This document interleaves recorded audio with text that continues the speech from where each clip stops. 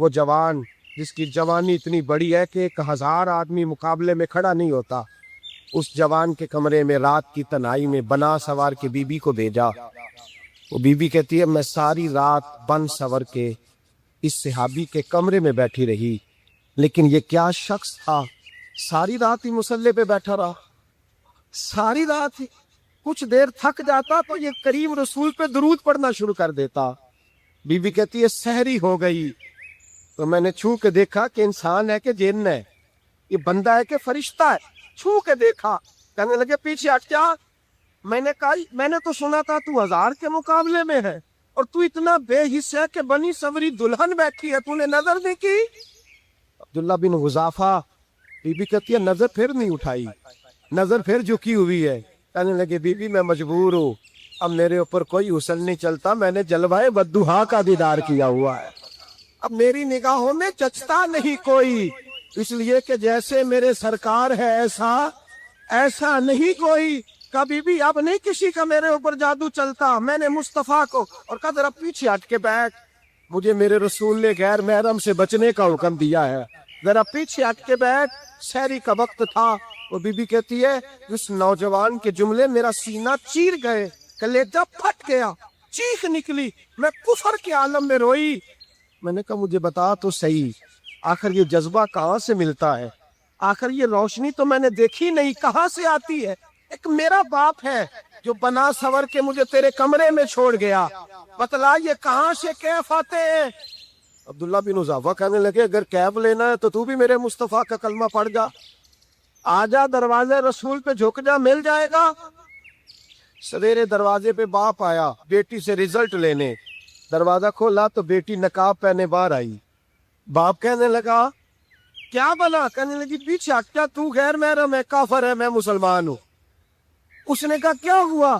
کہنے لگی تیرے جیسے کو باپ کہوں، تیرے جیسے کو جو مجھے استعمال کرنا تھا، میں تجھے باپ نہیں مانتی، میں اب رسول والی ہو گئی، میں حضرت فاطمہ کی کنیزہ ہو گئی، میں اب نبی کریم کی خادمہ ہوں، خبردار میرے قریب نہ آنا۔ یہ دعو بھی ناکام ہوا۔ اب حضرت عبداللہ بن حذافہ کے سامنے موت کھڑی کی، ایک کڑا میں تیل گرم کیا، کہنے لگے تجھے اس میں جلایا جائے گا۔ حضرت عبداللہ بن حذافہ رضی اللہ تعالیٰ عنہ جب جلنے کے قریب ہوئے تو رونے لگے۔ روم کا بادشاہ کہنے لگا شاید ڈر گیا ہے، کہنے لگے اب سمجھ آئی ہے، اب تجھے پتا چلا ہے، چلا آ جا۔ حضرت عبداللہ بن حذافہ کہنے لگے تو کافر ہے، تیری کافروں والی سوچ ہے، اس لیے نہیں رویا کہ موت سے ڈر گیا ہوں، میں تو اس لیے رویا ہوں کہ ایک جان ہے، وہ نبی پاک پہ قربان ہو رہی ہے، کاش رب مجھے 1000 جان دیتا، میں ساری مصطفیٰ پہ قربان کر دیتا۔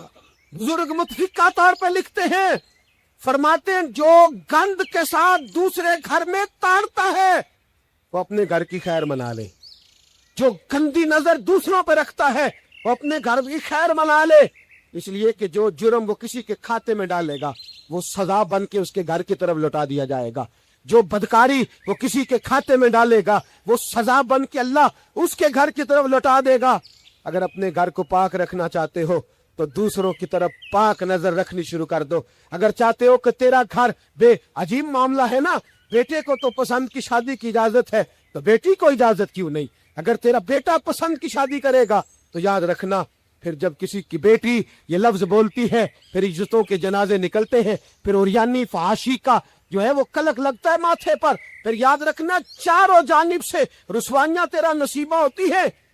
اگر تو بیٹی کو روکنا چاہتا ہے تو بیٹے کا ہاتھ پکڑ، اگر تو بیٹی کو صاف رکھنا چاہتا ہے تو بیٹے کو شرم و حیا کی چادر اڑا، اگر تو بیٹیوں کے کردار کی حفاظت کرنا چاہتا ہے تو پہلے بیٹے کو پابند شریعت بنا۔ ایک بہت بڑا گناہ بدنگاہی کا گناہ ہے۔ آپ کو پتہ ہے ہمارے ملک کے اندر بدکاری، زنا اور بے حیائی کی شرح کتنی بڑھتی جا رہی ہے، کس قدر بڑھتی جا رہی ہے۔ وہ لوگ جو نکاح کر لیتے ہیں وہ بھی اپنی نگاہوں کو، میں اکثر کہتا ہوں، حضور نے فرمایا نکاح آدھا ایمان ہے، جس نے نکاح کر لیا اس کا ایمان مکمل ہو گیا، تو جو نکاح کے بعد بھی باز نہ آیا میں اس کو بے ایمان نہیں کہتا، لیکن نبی پاک نے فرمایا جو نکاح کر لے اس کا ایمان ہے، بولیے ایمان، محفوظ ہو گیا اس کا ایمان، سارے بولیے ایمان، اور جو پھر بھی باز نہ آئے، حضور کہہ رہے ایمان مکمل ہو گیا، اور جو نہ باز آیا کیا فتویٰ دیا جائے حدیث کی روشنی میں؟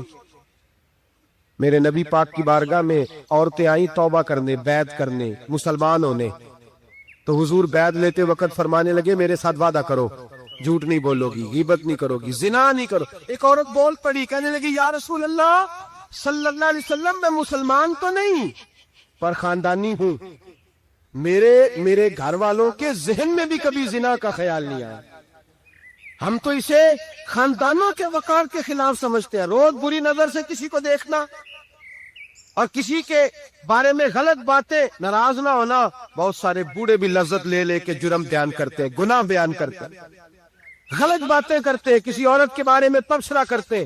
کیا سمجھتے ہیں مرد اور عورت معاذ اللہ تعالیٰ ایک کمرے میں جا کے بدکاری کرے تو وہی زنا ہے؟ میری طرف دیکھیے اور جھانک کر کے سنیے کیا عرض کر رہا ہوں، ادھر دیکھیں میری طرف۔ نبی پاک صلی اللہ علیہ وسلم نے فرمایا زنا زبان کا بھی ہوتا ہے، زنا کان کا بھی ہوتا ہے، زنا آنکھ کا بھی ہوتا ہے۔ حضور کس طرح؟ فرمایا جس نے گند دیکھا اس نے آنکھ کا زنا کیا، جس نے لذت لے کے سنا چپ نہیں کرایا، پوری بات سنی، وہ بھی زانی ہے، اور جس نے گندی بات بولی وہ منہ کا زانی ہے، جس نے گند سوچا وہ دماغ کا زانی ہے۔ اور زانی کو سب سے پہلی سزا اللہ یہ دیتا ہے کہ سجدے کی لذت چھین لیتا ہے، عبادت کا سرور چھین لیتا ہے، اس کا نماز میں دل نہیں لگتا۔ قرآن میں سب سے پہلی سزا اسے اللہ اپنے دروازے سے دور کر دیتا ہے۔ ایک سنار نے گلی میں ایک یتیم چھوٹے سے بچے کو گھومتے دیکھا تو سنار بے اولاد تھا، بچے کو اٹھا کے گھر لے آیا، 18 سال اس بچے کی پرورش کی، اس کو پالا پوسا جوان کیا۔ سنار کے پاس وہ دکان پہ چلا جاتا، وہ کئی دفعہ دکان پہ رہتا، کئی دفعہ گھر میں رہتا۔ ایک دفعہ وہ دکان پہ تھا، بچہ گھر تھا، 18 سال کا جوان، اس کی بیوی اکیلی تھی، وہ جس نے ماں بن کے پالا تھا اس نے اسی پہ حملہ کر دیا، اس کا بازو بری نیت سے تھاما، بیوی چیخی، تھوڑی دیر گزری تو وہ نوجوان پیروں میں بیٹھ گیا، کہنے لگا اماں پتہ نہیں مجھے کیا ہوا۔ شام کو سنار آیا، بیوی چیخنے لگی، چلانے لگی، کہنے لگی آج عجیب بات ہوئی، جس کو میں نے جگر کا خون دے دے کے پالا اسی نے گندی نظر ڈالی۔ سنار محو حیرت ہے، بیوی کا خیال تھا کہ لٹھ اٹھائے گا، ڈنڈا اٹھائے گا، نوجوان کو مارے گا، لیکن وہ رونے لگ گیا۔ اس نے کہا آپ اس نے میرا بازو تھاما ہے، جانے کیا کیا ہے؟ پریشان ہونے لگ گیا، سجدے میں گر گیا، کہا تو بتاتا کیوں نہیں؟ تو وہ سنار کہنے لگا اس کی غلطی نہیں، 18 سال کے بعد آج مجھ پر بھی شیطان سوار ہوا تھا۔ ایک عورت آئی تھی، وہ اپنے بازوؤں میں چوڑیاں پہننا چاہتی تھی تو میں نے بھی گندی نظر سے ہاتھ ڈالا تھا، رب کریم نے مجھے فوراً اس کی سزا دی۔ جن کے گھروں میں بیٹیاں ہوتی ہیں ان کی نظریں گندی نہیں ہوتی، جو بیٹیوں کے باپ ہوتے ہیں، جو بہنوں کے بھائی ہوتے ہیں، ان کی نظریں گندی۔ اور اگر تو ٹیلی فون کرتا ہے، تو کسی عورت کے ساتھ تعلق رکھتا ہے تو یہ بات لکھ لے، امام فخر الدین رازی 1، علامہ اسماعیل حقی 2، ملا جلال الدین رومی 3، امام خازن 4، امام جلال الدین سیوطی 5 حدیث کے استاد اور محدث لکھتے ہیں کہ اگر تو کسی پر گندی نظر ڈالے گا تو تیرا گھر بچ سکتا، یاد رکھ نہیں بچے گا، اس لیے کہ تیری نظر ہے، کسی کی بیٹی کو بیٹی سمجھ تاکہ تیری بچی کا پردہ قائم رہے، کسی کی بہن کو، یہ کیا بات ہوئی کہ تو جتنا مرضی گند معاشرے میں پھیلاتا رہے تیرا گھر بچا رہے، یہ کیسے ہو سکتا ہے؟ فَإِنَّ لَهُ مَعِيشَةً ضَنْكَ، اللہ فرماتے ہیں زندگی تنگ ہو جائے گی تیرے لیے مشکل، تو ڈھونڈتا پھرے گا کہ میں مرنے کو جگہ تلاش کروں۔ سچی توبہ کریں، کھری توبہ کریں، یہ گناہ انسان کو مجبور کر دیتے۔ حضرت عبداللہ بن مبارک رحمۃ اللہ تعالی علیہ، ان کے سینکڑوں شاگرد تھے، ایک شاگرد کے انتقال کا وقت آیا تو گھر گئے ملنے، آپ کہتے ہیں میں نے زور لگا لیا پر اس کی زبان پر کلمہ جاری نہیں ہوا، میں اسے کہتا کلمہ پڑھ پر اس کی زبان پر جاری، اللہ اکبر، بہت بڑی نعمت ہے، دعا فرمائیں اللہ ایمان کی موت عطا فرما، ایمان کی موت دے اللہ کریم، ایمان کی موت دے۔ ایسے بھی لوگ دیکھیں ہیں، مسجد نبوی ہے، رسول اللہ کا شہر ہے، سر سجدے میں ہے، روح پرواز کر کے، روح پر کہ کتنا نصیبوں والا ہے، کتنا نصیبوں والا ہے کہ مسجد نبی نے سر سجدے میں رکھا ہے۔ اور اللہ تبارک و تعالیٰ نے محبوب کے قدموں میں موت عطا فرمائی. تو حضرت عبداللہ بن مبارک کہتے ہیں میں نے اس کو کہا کلمہ پڑھ، تو اس کی زبان پہ جاری نہیں ہوتا. میں بار بار کہتا تو وہ منت کرتا، کہتا حضور میں کوشش کرتا ہوں جاری نہیں ہوتا.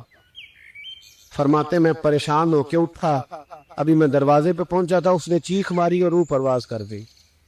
بچے رونے لگے، بیوی رونے لگی. تو میں نے اس کی بیوی سے کہا کہ یہ جرم کیا کرتا تھا، اتنا بڑا پاپی پہ کلمہ جاری نہیں ہوا. اس کی زوجہ کہنے لگی حضرت جی 2 گناہ تھے اس کے. ایک تو یہ شراب کا عادی تھا، روکتی تھی باز نہیں آتا تھا، اور دوسری بات یہ کہ یہ اپنی اماں کا نافرمان تھا. وہ 2 گلیاں چھوڑ کے رہتی ہے، یہ کبھی ملنے نہیں گیا تھا. اس بوڑھی کا کلیجہ اس کی طرف سے بڑی تکلیف میں تھا. تو حضرت عبداللہ بن مبارک کہنے لگے جا تو بھی دعا کر، اور اس کی ماں کو بھی کہہ دعا کرے کہ یہاں تو یہ کلمہ نہیں اسے نصیب ہوا، اللہ کرے اللہ آخرت کی منزلیں اس کی بہتر فرما دے. حضور نے فرمایا جب کوئی بندہ کہتا ہے نا اللہ میں بھول گیا تھا، اور پھر وہ توبہ کرتا ہے تو رب اس کی توبہ کو فوراً ہی قبول فرما لیتا ہے. حضرت انس بن مالک کہتے ہیں وہ خاتون آئی، کوئی پکڑ کے نہیں لایا، کسی 14 دنوں کے ریمانڈ پہ نہیں اسے منوایا گیا، اسے وہ خود بخود آئی. اور کریم محبوب علیہ السلام کے سامنے جب وہ کھڑی ہوئی تو اتنے درد سے میں نے کم لوگ روتے دیکھے ہیں جس درد سے وہ روئی. عرض کرنے لگی حضور میں غلطی کر بیٹھی ہوں، مجھ سے زنا ہو گیا، مجھے پاک کر دے. تو محبوب کریم علیہ السلام نے فرمایا تو کیسے ثابت کرے گی تو نے گناہ کیا؟ یعنی مجرم کو ثابت کرنا پڑ رہا ہے کہ میں گناہ گار. یہ وہ کمال ہے کہ انسانوں کو احساس ہونے لگے کہ یہاں ہم غلط ہیں. جب اعتراف جرم ہوتا ہے، جب بیماری کی تشخیص ہوتی ہے تو پھر اس کا علاج بھی ہو جاتا ہے. حضرت انس بن مالک کہتے ہیں وہ عرض کرنے لگی حضور میرے پیٹ میں ناجائز بچہ ہے. حضور نے فرمایا جا جب بچہ پیدا ہو تو پھر آنا. وہ 8 ماہ کے بعد آئی تو اس کی گود میں پھول سا بچہ تھا. حضور نے فرمایا واپس جا، جب روٹی کھانے لگ جائے تو پھر آنا. وہ 2 سال 2.25 سال دودھ پلاتی رہی. پھر جب آئی تو بچے کے ہاتھ میں روٹی کا ٹکڑا تھا.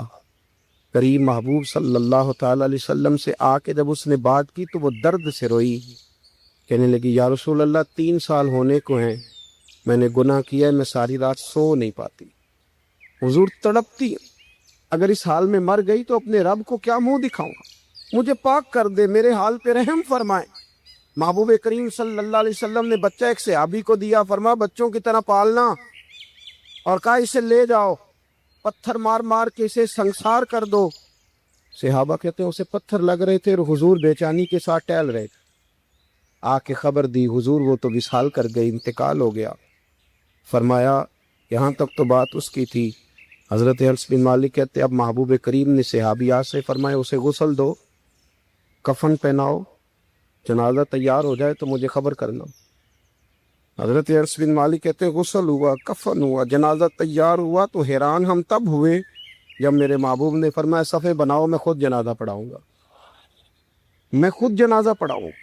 اور سرکار نے جنازہ پڑھایا تو ایک شخص کی زبان سے نکلا حضور اس ملعون کا معاذ اللہ جنازہ جس نے ناجائز بچہ جنا، اس کے لیے آپ دعا کر رہے ہیں جنازہ پڑھا. حضور فرمانے لگے خاموش ہو جاؤ، تم نے گناہ دیکھا ہے اس کا احساس نہیں دیکھا، تم نے غلطی دیکھی ہے لیکن اس کی توبہ کا انداز نہیں دیکھا. اور صاحب کنز العمال نے یہ لفظ نقل کیے ہیں کہ کریم محبوب فرمانے لگے اس نے تو ایسی شاندار توبہ کی ہے کہ اگر میں اپنی ساری امت میں بانٹ دوں تو اللہ سب کی مغفرت فرما دے گا. احساس جب پیدا ہو جاتا ہے نا اپنے دل کے اندر کہ یہاں میں غلط ہوں. ان العبد اذا اعترف ثم تاب تاب اللہ علیہ او کما قال نبی صلی اللہ علیہ وسلم، رواہ مشکات. بھائیو آج ہمارے سجدے بے کیف ہیں، آج لوگ غلط جگہ پہ گھنٹوں بیٹھے رہتے ہیں. مسجدوں میں لوگوں کے دلوں کو گھبراہٹ ہوتی ہے، لوگ بھاگتے ہیں. میرے نبی پاک نے فرمایا تو نظر کو پاک کر لے، اللہ تیری عبادت میں لذت پیدا فرما دے گا. میرے بھائی یاد رکھ لیں اور سن لیں، سب سے کمزور آدمی وہ ہے جس کا ذہن پاک نہیں، سب سے کمزور آدمی وہ ہے جو کردار کا غلط ہے. ایک بات میں نے پڑھی، آپ یقین کریں میرا دل کرے کہ میں آگ لگا دوں اس عنوان کو جس پہ گندگی لکھی جاتی ہے، ان اخباروں کو، ان چیزوں کو جس پہ گند لوگوں کے دلوں میں. वो इंडिया की एक वजीर आजम औरत गुजरी तो किसी ने उससे कहा कि पाकिस्तान ने तो तुम्हें शिकस्त दी है, तुम जीत नहीं सके बड़ा मुल्क होके। कहने लगी कोई बात नहीं, थोड़ा वक्त ठहर जाओ, हम इन पर तहजीबी यलगार करेंगे, इनके घरों में नंगा नाच करेंगे, ये गंदी तस्वीरें देखेंगे, ये गंद में उलझ जाएंगे। और जो कौम गंद में उलझ जाया करती है वो फिर किसी से लड़ने की ताकत नहीं रखती, उसके अंदर डट जाने की हिम्मत नहीं होती, उसकी गैरत के जनाजे निकल जाते। दिल करता है जल जाए वो जल जाए जहां से बुराई फैलती, तबाह हो जाए वो इलाके जहां से गंद होता है। लोग गंद की कमाई खाते हैं, गंद की। एक्टरों के साथ खड़े होकर फोटो खिंचाते हैं, गुनाह पे फख्र करते हैं, और गंदे लोग कहते हैं अल्लाह का फजल है हम गंद फैला रहे हैं। सुम्मा माज अल्लाह, लोग गुनाह पे फख्र करते हैं चौकों चौराहों में। मोहम्मद बिन कासिम आए हिंदुस्तान पे राजा दहर के मुकाबले में, नौजवान मेरी तरफ देखे और सही होके बैठे, खासे सही होके बैठे, तकरीर नहीं कर रहा, जज्बात का, मेरे जज्बात सुने, दिल के फपूले जल रहे हैं सीने के दाग से। अल्लाह की कसम रूह की गहराई से बात कर रहा हूँ, वो बात कर रहा हूँ जो जो जो सीना कह रहा है कि फट जाए और कहना ना पड़े। कुरान व हदीस पढ़ते हैं और फिर अपना हाल देखते हैं तो लगता यह है कि अजाब करीब आ गया है, लगता है जमीन फटने वाली है, आसमान गिरने वाला, लगता है करीब आ गया है सारा कुछ। समझे क्या अर्ज कर, ये बात अगर आप समझ गए तो कीमत वसूल हो गई, इसको समझ गए तो समझ ले आपके मिजाज के अंदर अल्लाह ने तब्दीली पैदा कर दी। मोहम्मद बिन कासिम 18 साल का जवान, एक औरत की इज्जत पर राजा दहर हिंदू ने हमला किया, मोहम्मद बिन कासिम बचाने आए। जब हिंदुस्तान आए फौज थोड़ी थी, इलाका थोड़ा था, राजा दहर की फौज बहुत ज्यादा, और फिर अपना अरब छोड़ के यहाँ आके हिंदुस्तान में उसके इलाके में उस पे हमला करना, हालात खराब थे। मोहम्मद बिन कासिम परेशान है। एक बुजुर्ग ने देखा, कहने लगे परेशान क्यों हो? कहने लगा सोचता हूँ इलाका भी उसका, फौज भी उसकी, मेरे फौजियों को तो रस्तों का भी नहीं पता, कैसे जंग करेंगे, किधर से आएंगे, और फिर हमें जुबान भी नहीं आती, कैसे काम होगा, थर रहा हो। 2-4 दिन गुजरे तो मोहम्मद बिन कासिम अशाश बशाश हो गए। और बुजुर्ग कहने लगे खैर है, बड़े मुतमईन हो गए हो? कहने लगे बस राजा दहर हमसे मुकाबला नहीं कर सकता, राजा दहर हमारे मुकाबले में खड़ा नहीं हो सकता, वो गिरा से गिरा, वो लड़खड़ाया से लड़खड़ाया, रेजा रेजा हो जाएगा। आपको कैसे खुशखबरी मिल गई? कहने लगे मुझे पता चला है कि राजा दहर जहन का गंदा है, वो तो चचा की बेटी को नहीं छोड़ता, मामू की बेटी को नहीं छोड़ता, खाला की बेटी को गंदी नजर से देखता है। जिसका जहन गंदा होता है वो किसी का मुकाबला नहीं कर सकता, हमें फतह होगी, फतह वो गिरेगा। वो बुजुर्ग कहते हैं मैं समझ गया कि वाकई से फतह होगी। आज कश्मीर क्यों आजाद नहीं हो रहा, फलस्तीन में आग क्यों लगी हुई है? मुसलमान जब तक जहन का गंदा है कमजोर है, जब तक जहन का नापाक है कमजोर है। हजरत साद बिन अबी वक़ास रज़ी अल्लाह तआला अन्हु फरमाया करते थे, अल्लाह मुसलमान की मदद उतनी देर तक करता रहता है जितनी देर तक मुसलमान का जहन साफ रहता है, किरदार पाक रहता है। आग इसलिए मुआशरे में लगी है। नौजवानों तुम कहते हो कामयाबियां नहीं मिलती, उसे कैसे कामयाबी मिल सकती है जिसका जहन ही साफ नहीं? वो कैसे दुनिया की बाजी जीत सकता है जिसकी निगाह ही पाक नहीं? वो कैसे आगे बढ़ सकता है जिसके किरदार में पाकीज़गी नहीं? अपने आप को पाक कर लो, अल्लाह हर मुश्किल में तुम्हारी मदद फरमाएगा, हर रास्ते में तुम्हारी मदद फरमाएगा। और मैंने कहा जब आदमी नापाक होता है तो रब करीम उससे इबादत की लज्जत छीन लेता है, और अल्लाह की सबसे बड़ी सजा ये है कि किसी को सजदा न लंबा करना दे। रब करीम सबसे ज्यादा उससे नाराज है जिसको कुरान पाक के खोलने की तौफीक ना हो। सबसे ज्यादा रब करीम उस शख्स से नाराज है जो अल्लाह की बारगाह में झुकने की लज्जत छोड़ जाए। मेरे नबी पाक सैयद आलम अलैहिस्सलाम के सहाबा लंबी इबादतें करते थे, लंबी। किसी ने कहा था रूम के बादशाह थे कि ये मुसलमान फाते क्यों हो जाते? तो उसने कहा मैंने मौला अली के जमाने में जासूसी कराई थी, पता किया था कि हर मैदान में कामयाब क्यों होते हैं। तो कहते मैंने देखा ये दिन के मुजाहिद होते हैं पर रात के। आरिफ रूमी रहमतुल्लाह ताला ने लिखा है कि वो जिस चीज से बंदे को मोहब्बत होती है ना, उसका नाम ख्वाब में भी ले लिया जाए तो बंदा चौंक जाता है।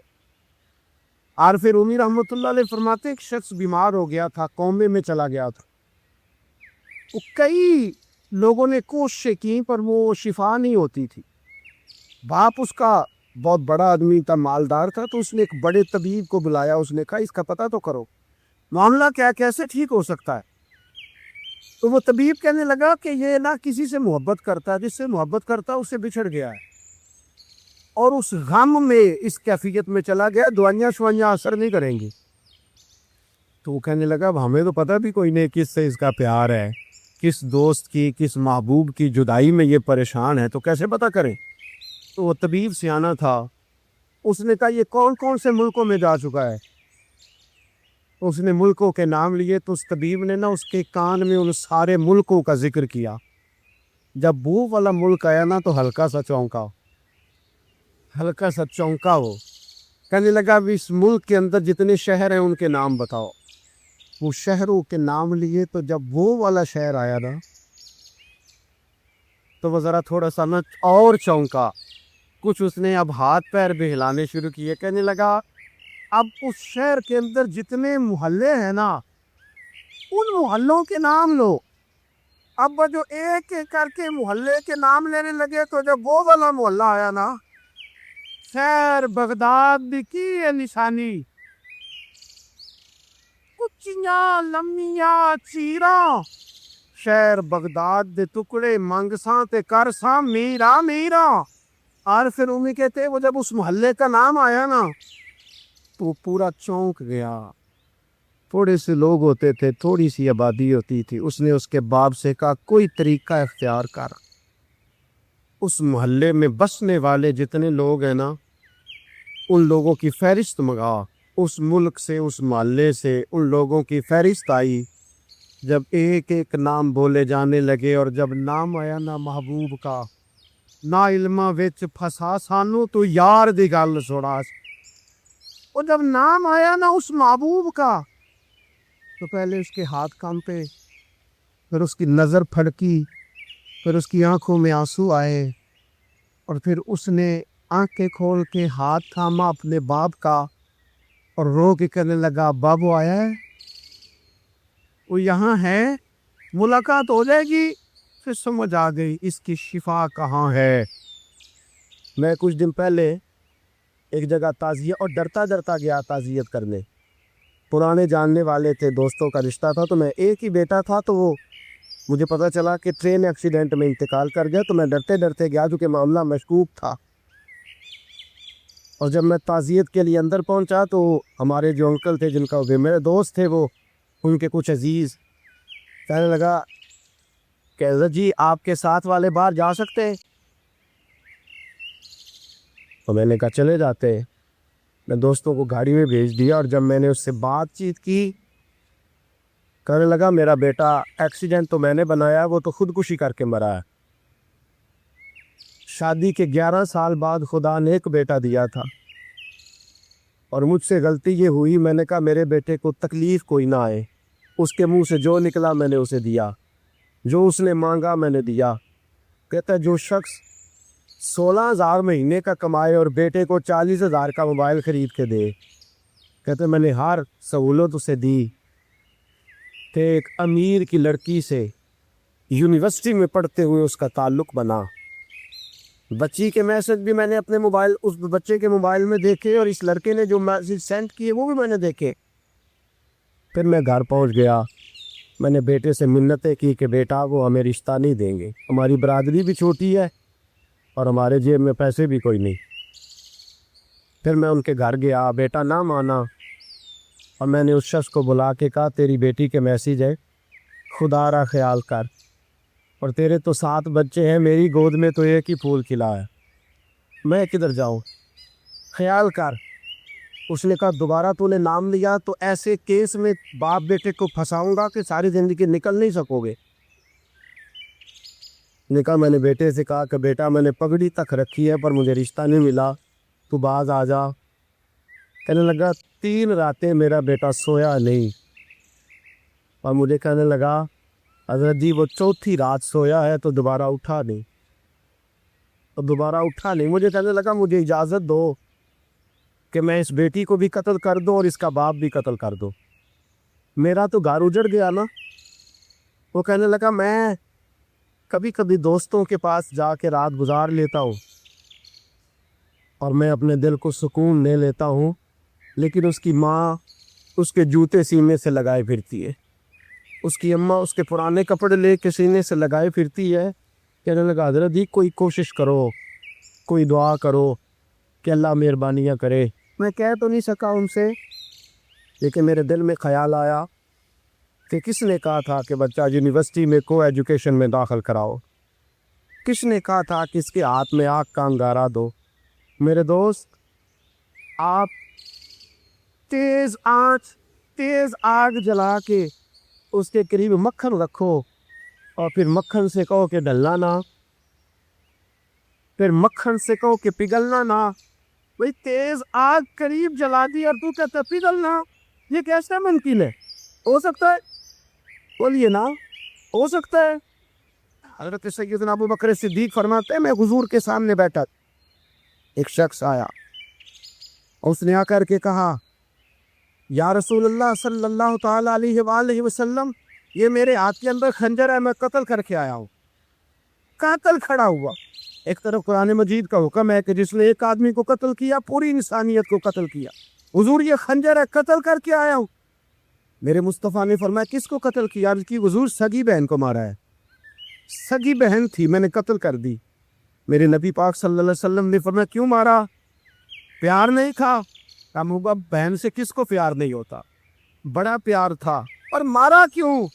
تو صحابی رونے لگے، کہنے لگے محبوبہ میں بڑا پیار کرتا تھا، پر وہ کافرہ تھی، مشرکہ تھی، بڑا پیار کرتا تھا، جب بھی اس کے پاس جاتا وہ آپ کے بارے میں بات چھیڑ دیتی، میں اس کو کہتا سارا کچھ کر لے میرے نبی کے بارے میں بات نہ کرا دو، میں ہر شے سہ لیتا ہوں، پر مصطفیٰ کریم کی ذات کے بارے میں کوئی بات برداشت کرنے کی طاقت نہیں رکھتا، یہ والا جملہ نہ کہنا۔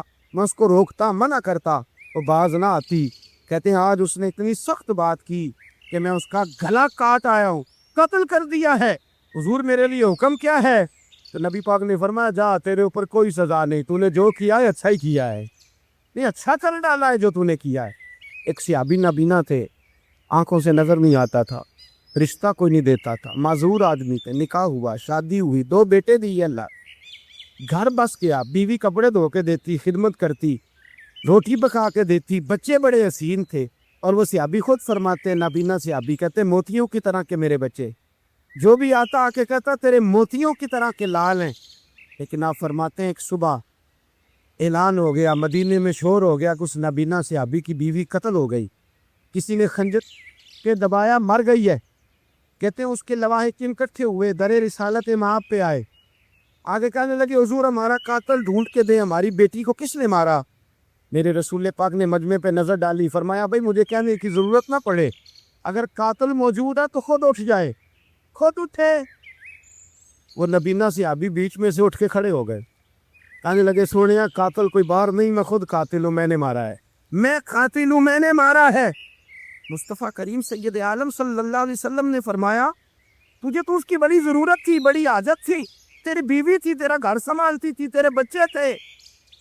صحابی عرض کرنے لگے حضور سارا کچھ ٹھیک تھا، پر وہ آپ کی بے ادب تھی، حضور اس کے آنے سے میرا گھر بس گیا، روٹی پکنے لگی، کپڑے ملنے لگے، اولاد ہونے لگی، میں دنیا پہ آ گیا، لیکن محبوبہ میں نے وہ سخ کیا کرنے ہیں جو تیری بے ادبی پر تعمیر کیے جائیں۔